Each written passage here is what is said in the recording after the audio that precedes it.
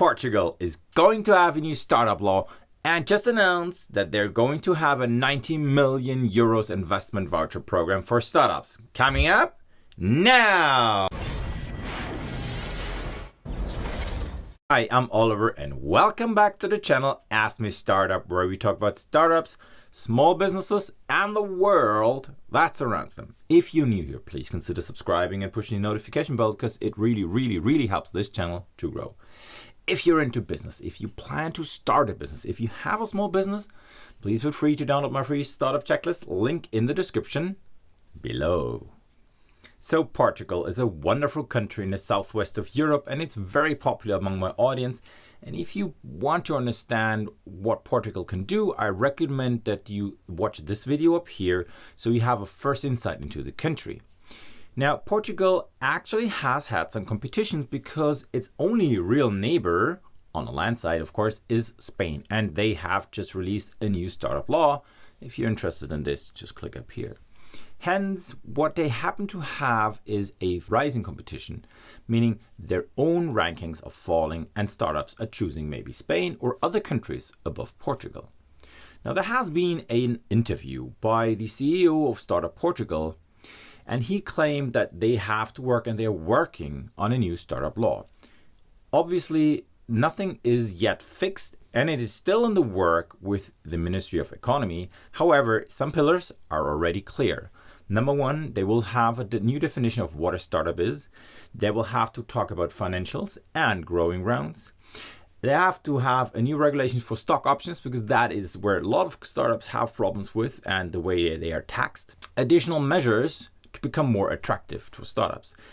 In this interview, which is quite nice to read through, it actually becomes clear that Portugal has some issues with people believing that, well, Portugal is a small market, which it is, and hence the awareness that anyone who starts a business there is not meant to be for Portugal, but for the whole of Europe. What they want is growing startups, and they understand that maybe you start in Portugal, but necessarily don't end there.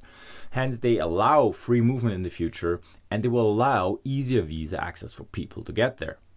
Now, in the interview, they also mention that they're going to tackle the situation of digital nomads. So it becomes very obvious right now that digital nomads becomes a very important economic factor. Even though you might not necessarily live in Portugal, it becomes important you're registered there. This is the same thing Spain has been doing, and I think we're going to see this happening all over Europe again. But why are these countries doing this? Well, very simply speaking, they have a lack of innovation. They need this innovation desperately to create new jobs, and without new jobs, their fiscal policies are going to crumble and it's going to be gone forever. Now, unfortunately, Portugal currently is also struck with a very high inflation rate above 10%, which doesn't make it easy for any startup or freelancer to do and conduct this business because your money is going to depreciate pretty fast. Not as fast as in some other countries, but it's 10% for the Eurozone. That's quite crazy.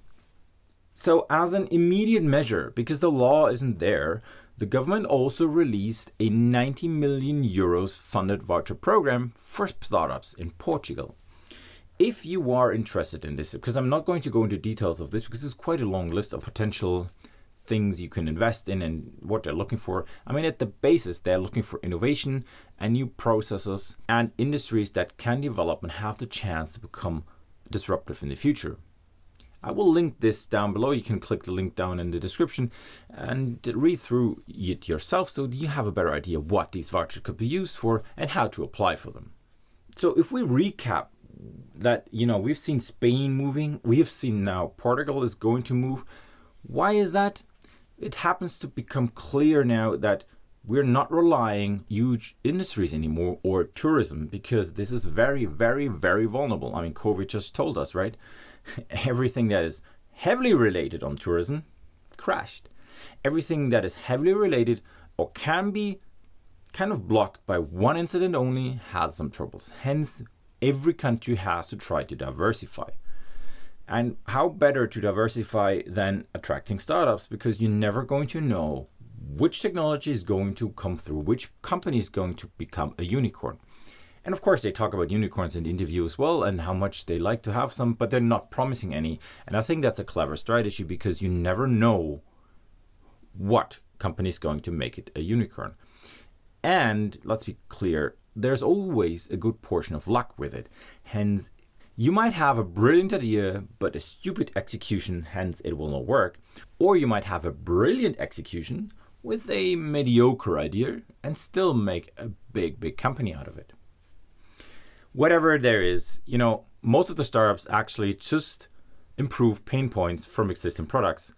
And that is the best trick ever anyway. Alright everybody, I hope that short video on Portugal was helpful to you. If you have some questions or are working in the Portuguese startup industry, I really would like to have some feedback from you and some comments down below. And as always, please subscribe if you made it so far in this video, because it really helps this channel to grow. And I'm gonna see you next time.